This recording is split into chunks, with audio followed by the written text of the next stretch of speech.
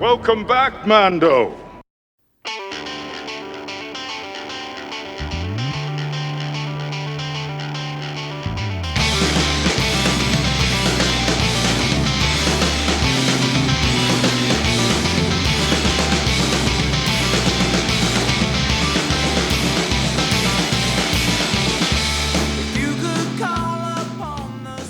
Oh, greetings, Bucketheads. Mavar Tagar. Welcome to our 365th Whimsically Whispering Whispers with Whimsy episode of MandoVision. And I am your host, Narguy Tom. Thank you so much for checking out this small, independent Star Wars podcast. So glad that you're here. Reach out to us on the socials at Mando_Vision on X and Insta, MandoVision at Blue Sky, and of course you can email me, MandoVisionTom@gmail.com. Make sure to like, subscribe, follow, and share this show with all the Mandalorians in your covert. All right, Bucketheads, we're back. Third day in a row. Chapter 3 of Maul Shadow Lord. And I really like this episode.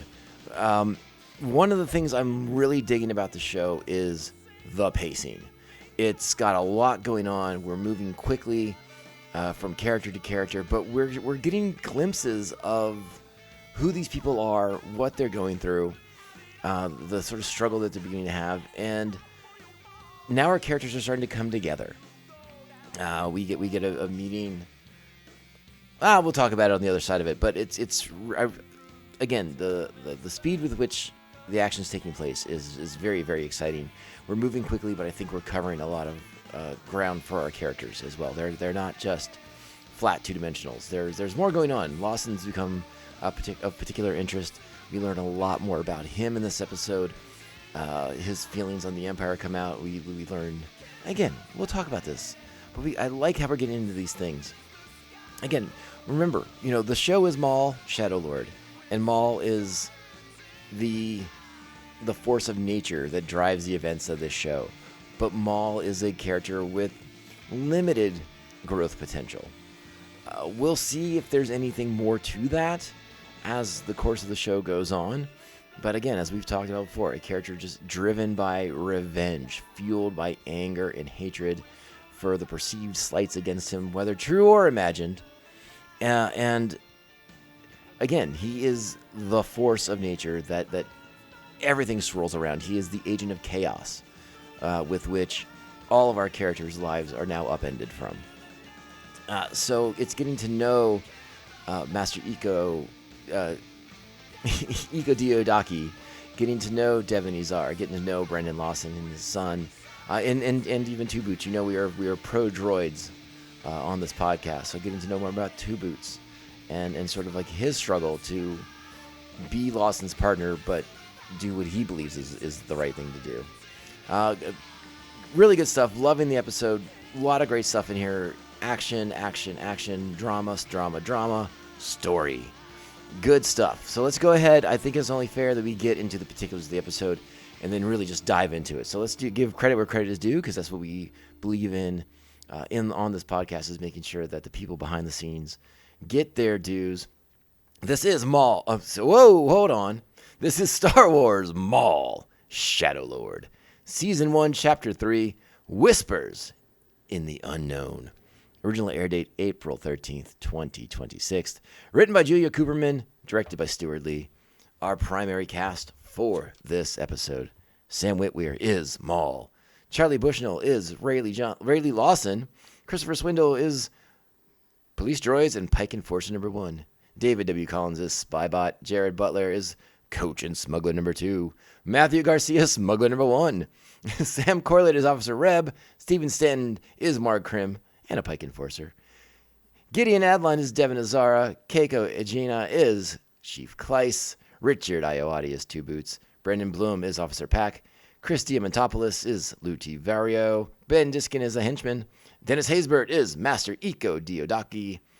Andrew Kashino is the Pike Captain. Jonathan Powell is a police officer. John Carroll Lynch is Nico Demas, who I don't even think was in this episode. Vanessa Marshall is Rook Cast. Wagner Mora is Brander Lawson. And Helen Sadler is the Bank Droid Supervisor. That was episode 1. What is this? I don't agree with this list I'm reading off of for episode 3 at all. Okay, regardless, the plot for this episode. As Maul's plans come together, Devon considers her options. All right, let's get into it. You know what that means. It's time. Strap on your buckets. Let's go. Get out of here. We'll hold them off. You're going to have to relocate the covert. This is the way. This is the way. So, when we last checked in, Devon had managed to escape from the cell vault thing that Maul was keeping her in, and we thought she was on her way to freedom. Not so fast, my friends. This was all predicted by Maul, because as she comes around the corner and Vario is like, hey, what's going on? How'd you get out? What's going on? Get me out of here. What? Rook Cass shows up with her fellow Mandos and gives a head nod to Devon to go down this sort of chamber, towards a chamber, down a hallway, down a tunnel, to find Maul kneeling, having a bit of a tea ceremony. Cassius tea is what he's drinking, to soothe his bubbling rage. Tea time with Maul. And it's a very interesting sequence. I really enjoyed the back and forth between the two characters. Again, Maul is busy trying to get Devon to shake off her preconceived notions of who he is, because all she knows is what the Jedi told her about Maul.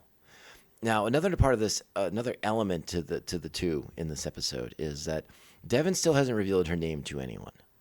And that goes for Maul. Maul wants to be introduced. He would like an introduction.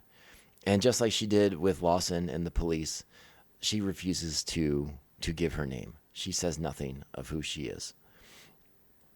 But she's willing to sit down and listen to Maul. Again, she sees his lightsaber's there. His hand's not on it. It's off to the side as he does this Cassius tea ceremony to settle his rage. And again, Maul is trying to get Devon to not have the blinders on, to open her mind to the possibilities that there's more to Maul than what the Jedi told her.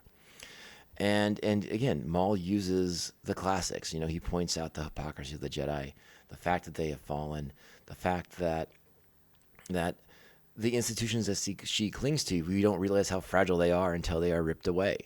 Is one of his great lines in the back and forth between the two characters. It's really just excellent stuff, and I can't wait to watch the sequence again, because Devon at this point I think is willing to sort of hear him out, but she's not listening, right? She wants Maul to talk. She wants to kind of lull him into a false sense of security. She wants to get her hands on that lightsaber. And meanwhile, like, Maul is making a compelling argument about their similarities, about how everything was taken away from her, just like everything was taken away from him. His brother killed, his mother murdered. Well, both murdered, let's be honest. And blaming it on the same person that did all these things to Devon, Darth Sidious. And why wouldn't he make these comparisons? But again, Devon's not necessarily listening. She's looking for an opportunity. And she takes the opportunity to seize Maul's lightsaber. And he's not scared. And this is when the lights go out and the whispers in the dark begin. Meanwhile, Lawson and Two Boots are reassessing the information they have after Lawson gained some intel from his, quote, deviant connections, as Two Boot calls them. I love that line. I love that reference to sort of, again, to Brander Lawson's past as something less than lawful. And again, the way Two Boots delivers that deviant connections line, I really, really enjoyed. So Lawson's plan is to go hit the ports. They have all this new information on the Shadow Collective, on who Maul is, who some of his associates are, and who he could be going after next. So the plan is to hit the ports.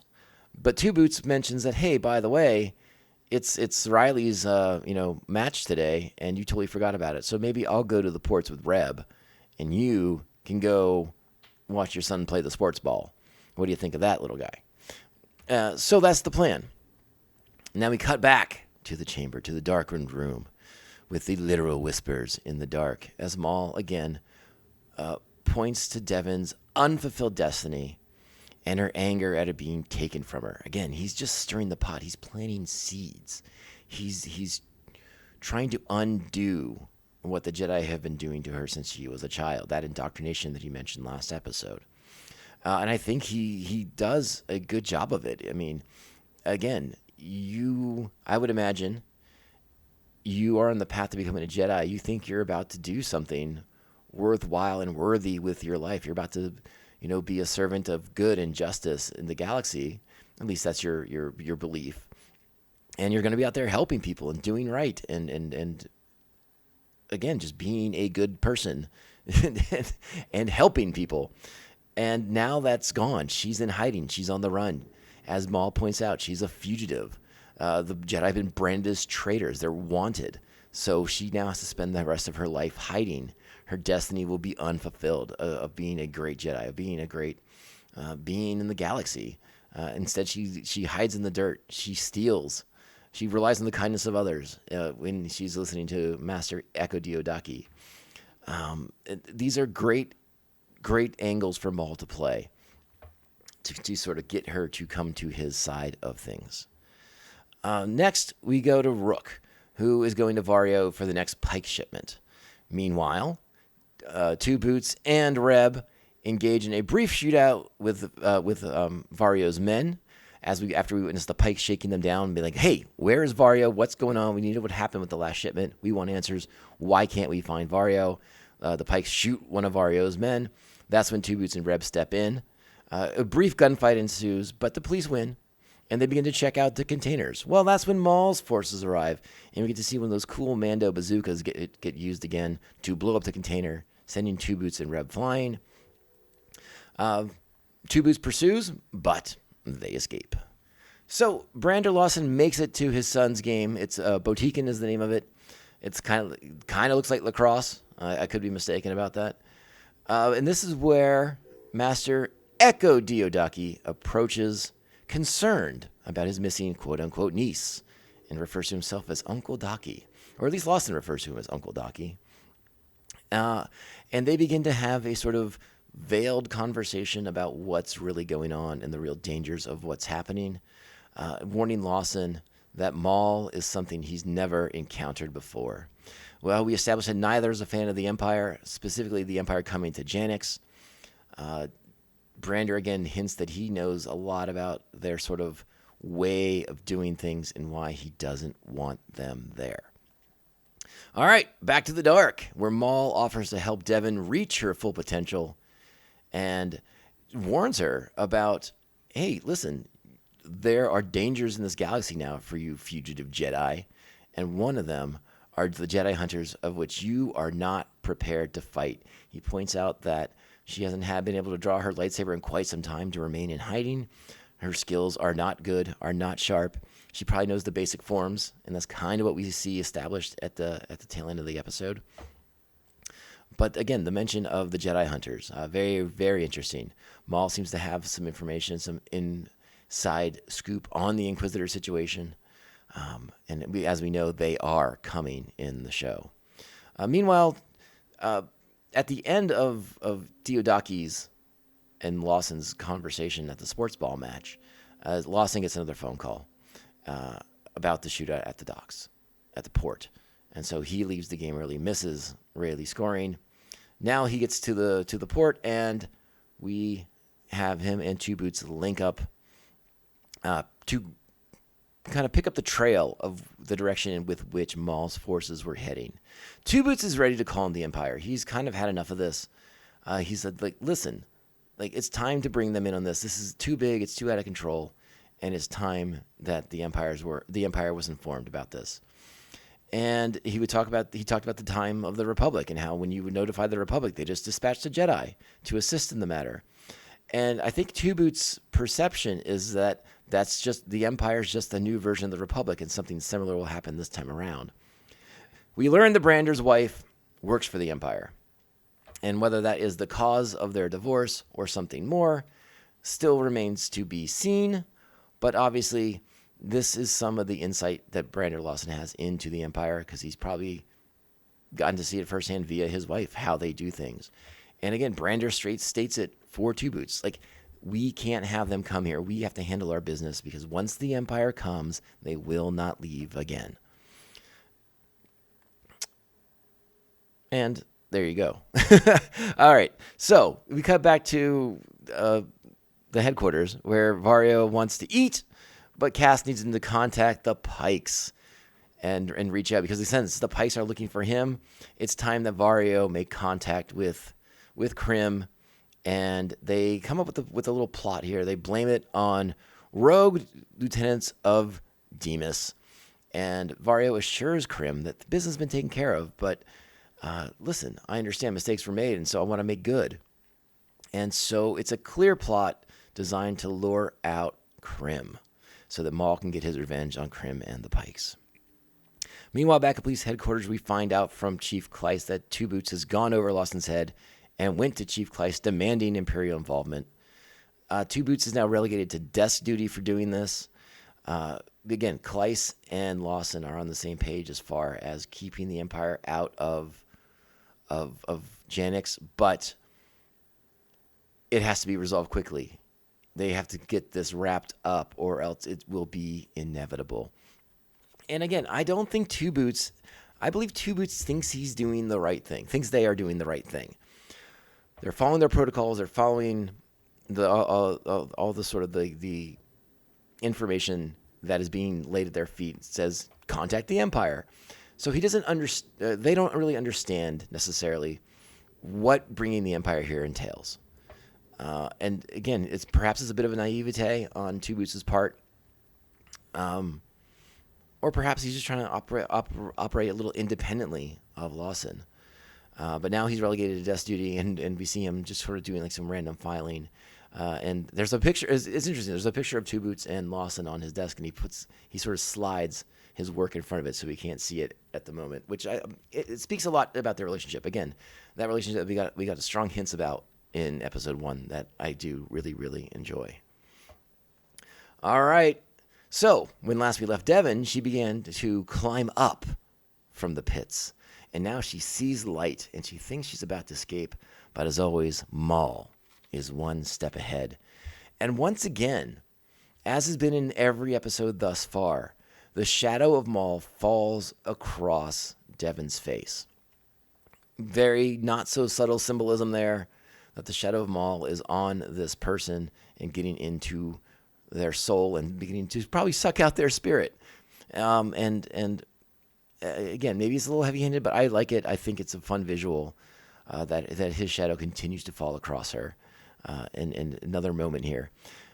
And this is when we get a really good lightsaber fight. Maul still doing what he's been doing the entire episode. He's pushing all of her buttons, telling her that it does, you don't have to be, I know you're not afraid of me, but you're weak, and that's why it doesn't matter that you're not afraid of me. Because you are weak, and he implies that she's a coward who's been hiding instead of fighting. And eventually all this, while he's goading her, we're watching her fight. And again, we're seeing what I would describe as the basics, the most basic of basic techniques of Jedi form, of lightsaber form combat.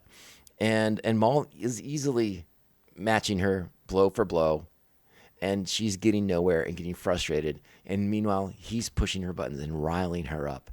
And finally, she taps into her anger. And we begin to see flashes of how good and how dangerous she could become if she succumbs to Maul. So eventually she's able to sort of, not necessarily gain an advantage, but sort of flip the battle, their little lightsaber battle on the platform, so that she's able to make her escape, able to run towards the light. And as she's leaving, again, Maul's not making an effort to stop her at this point, but he does use the Force to yank back his lightsaber, saying that he's going to be needing that. So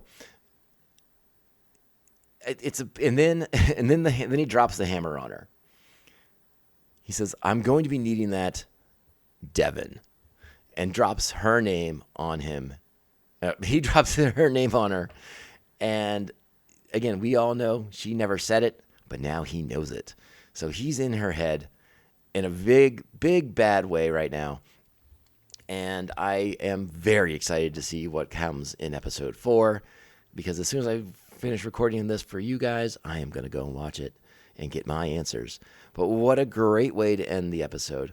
Again, this character in Devon, who's been so cautious about sharing who she is with anyone, but specifically with Maul, and he knows her name.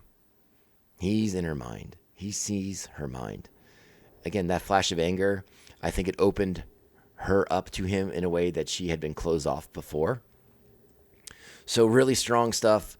As again, Maul's just planting seeds right now, and he's waiting to see if they're gonna blossom, if they're gonna bear fruit, if you will. And I believe he is extremely confident that they will. And at this point, I don't see any reason why they won't. Now, perhaps a reunion with Master Echo Diodaki will provide Devon with some counterbalance, but we shall see. Again, Maul is the storm that drives this story for all these characters, and we will see what happens next. The Empire's involvement is inevitable. We know that from the trailers, but I can't wait to see with the ways in which it happens. Will Two Boots continue to go outside the chain of command and do this on his own because they believe this is the proper course of action, or is it something else? Does Maul make a big move that's so big that it is an unavoidable that the Empire notices? We will see what happens in episode 4 here, but I'm really excited. Another stellar episode of the show. Really enjoyed this one. I think we're back up to 9. I like this one a lot. There's a lot of good stuff here. A lot of good information about Brander Lawson, his past, his wife, the struggles he's having juggling his career and being a father. And again, I believe a lot of his issues stem from avoidance. He wants to be there for his son, but because it would require confronting mistakes, and in order to avoid doing that, he just buries himself in his work. But we'll see. I hope we get to explore this more. I really like these characters thus far, and I'm intrigued. I want to know more about them. So 9 buckets, another great episode of the show. Check it out. I hope you're watching this one when they drop because it's good stuff. And come back tomorrow. I'll be here to talk about episode 4. Oh, boy. All right. Well, hey, this is the MandoVision podcast. I am your host, Nargai Tom. And thank you for checking us out. Find us on the socials, Mando_Vision on X and Insta, MandoVision at Blue Sky, and you can email me at MandoVisionTom@gmail.com. Make sure to like, subscribe, follow, and share this show with all the Mandalorians in your covert. And if you can, sweet 5-star reviews. They help us stand out and not get lost in the shuffle. Thank you, Buckethead Nation. You are the best. Continue to go out there and be amazing Star Wars fans and supporters. Be kind, supportive, respectful, understanding, tolerant, patient. All those good things. And we'll be back tomorrow for episode 4 of Maul Shadow Lord. But in the meantime, remember, this podcast can only end one way. This is the way. This is the way. This is the way. This is the way. I suppose you'll be heading out. I'm not. You should. It's against the creed. I gave you my word. I'm with you until we both fall. You really buy into that bantha fodder? I do.